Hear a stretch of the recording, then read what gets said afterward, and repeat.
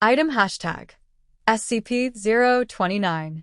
Object Class Keter. Special Containment Procedures. SCP-029 is to be incarcerated in a Class 5 containment cell. She is to be allowed access to nothing of a physical nature. Her containment cell is to be placed behind a triple airlock to avoid her escape. As of Incident 029-34A, SCP-029 is no longer to be fed, as she does not appear to need sustenance to survive. There are to be three guards on duty at all times on her cell, and two guards on monitor duty. Floodlights have been installed in the walls of the containment chamber and are to be on at all times. Once a month, the chamber is to be cleaned and checked for defects. Under absolutely no circumstances are any men to encounter SCP-029 in any manner. Any males who do encounter SCP-029 are to be held under Class 3 detention for interviewing before termination. SCP-029 has requested a bed denied, a blanket denied, books denied, clothes denied. This is ridiculous. The girl can't even have clothes? We are not animals. Let her cover herself. Dr. Erica Bodine. Dr. Bodine, you are granted permission to deliver clothes to SCP-029. Dr. Light. As of Incident 029-53B, anyone who has potential access to SCP-029 is required to first watch surveillance tape 029 Bodine as a reminder of threats involved when working with SCP items and SCP-029 in particular. Description: SCP-029 appears to be a pubescent female of Asiatic Indian descent. She appears to suffer from alopecia universalis. Over 80% of her pigmentation is a true black, while the rest of her skin has a complete lack of melanin, to the point of albinism. Her eyes are also a dark black in color.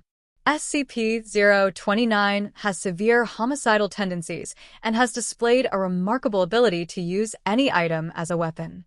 However, she has a severe compulsion against shedding blood, preferring instead to strangle her victims. SCP-029 has demonstrated dexterity and physical reactions 4 times as fast as the average human. SCP-029 has also displayed extensive resistance to damage of all forms. Both of these extra-human abilities are greatly hampered in the presences of bright or direct light, natural or artificial. In addition, any males who come within the presence of SCP-029, an area defined by her current perception, find themselves pliant to her will.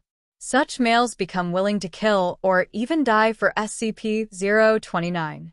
SCP-029 refers to herself as, which roughly translates to Daughter of Darkness, Daughter of Shadows, or Daughter of Night.